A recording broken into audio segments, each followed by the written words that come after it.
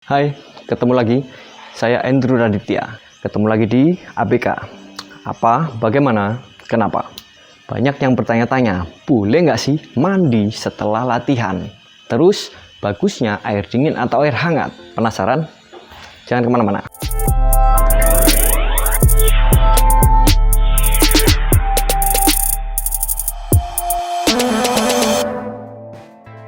Kalau hanya boleh atau tidak, boleh-boleh saja. Tapi begini, menurut penelitian, air dingin dapat menghasilkan hormon anti peradangan sehingga dapat meredakan rasa nyeri pada otot. Dan ini bertentangan dengan proses pembentukan otot, di mana otot kita akan rusak yang diikuti rasa nyeri pada otot.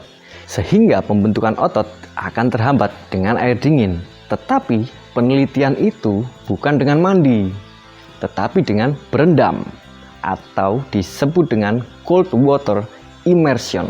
Suhunya pun benar-benar dingin dari 15 derajat Celcius hingga berendam di es batu. Nah, jika hanya mandi saja, kerugian itu sangat kecil. Jadi tidak masalah jika diabaikan. Lalu, pada saat otot kita mengalami pumping atau efek pumping, nanti bisa mengecil lagi dong setelah mandi air dingin. Ingat, pumping efek itu hanya sementara. Mandi tidak mandi, pumping efek akan tetap hilang. Cek video mengenai pumping efek. Jika ada efek dalam pembentukan otot, walaupun efeknya sangat kecil, bagaimana dengan keuntungannya? Mandi air dingin dapat meningkatkan sistem imun dalam tubuh, dan ini benar. Juga dapat membantu membakar lemak lebih efektif. Karena dengan mandi air dingin, tubuh akan menghangatkan kembali suhu badan. Dan itu memerlukan energi. Jika kadar gula kita rendah, tubuh akan mengambilnya dari lemak. Cek di deskripsi mengenai rahasia bakar lemak. Sekarang, bagaimana dengan air hangat? Air hangat dapat merelaksasi otot dan membuat pikiran lebih rileks dan tenang. Sehingga kualitas tidur akan lebih baik lagi.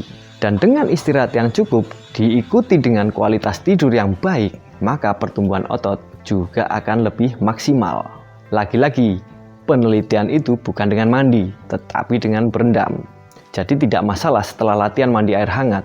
Hanya saja, tidak semua orang memiliki fasilitas air hangat seperti saya. Masa iya mesti masak air dulu? Gas mehong men.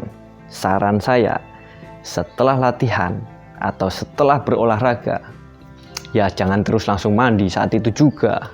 Kasih waktu buat pendinginan, sementara keringat dilap dulu supaya kulit tetap kering. Karena jika lembab, akan bermasalah lagi dengan kuman dan bakteri. Dengan kata lain, setelah latihan istirahat sejenak, baru mandi tidak masalah. Atau mungkin ada yang sedang buru-buru, kejar deadline. Nggak masalah mandi setelah latihan persis.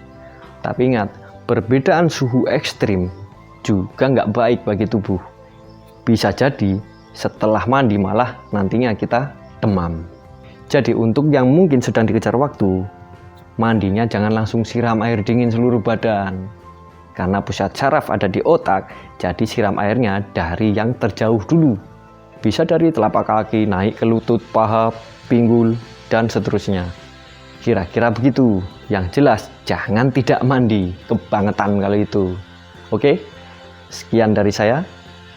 Jangan lupa, jika dirasa bermanfaat, tekan tombol like dan subscribe juga. Sampai ketemu lagi.